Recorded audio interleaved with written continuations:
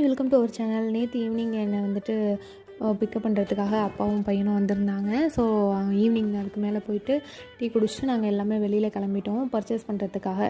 சடங்கு வந்து நாளைக்கு புதன்கிழமை அப்படிங்கிறதுனால நேற்றுக்கு வந்துட்டு நாங்கள் பர்ச்சேஸ்க்காக வெளில போனோம். ட்ரெஸ் வாங்கலாம் அப்படின்னு சொல்லிட்டு ஃபஸ்ட்டு எங்கள் சின்ன பாப்பா சொன்னோம். அதனால் ட்ரெஸ் எடுக்கிறதுக்காக கடைக்கு போயிருந்தோம். அங்கே வந்து தம்பி தனியாக லூட்டி அடிச்சிட்டு இருந்தான்.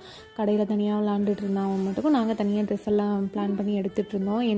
இது வந்து அவளுக்கு சூட் ஆகும் அப்படின்னு பார்த்துட்டு இருந்தோம்.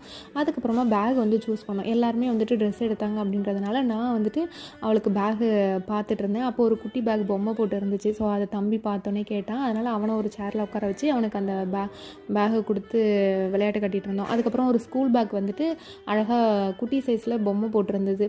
அந்த தம்பி ஸ்கூல் போகும்போது இதை மாதிரி வாங்கிக்கலாம் அப்படின்னு சொல்லிட்டு அவனுக்கு ஃபஸ்ட்டு எப்படி போட்டால் அவன் எப்படி ஃபீல் பண்ணுறான்றதுக்காக போட்டு பார்த்தோம். அவனுமே அழகாக போட்டுட்டு வீடியோவுக்கு போஸ்ட் கொடுத்துட்டு ஹாய் அப்படின்னு சொன்னால் ஹாய்லாம் சொல்லிட்டு இருந்தான்.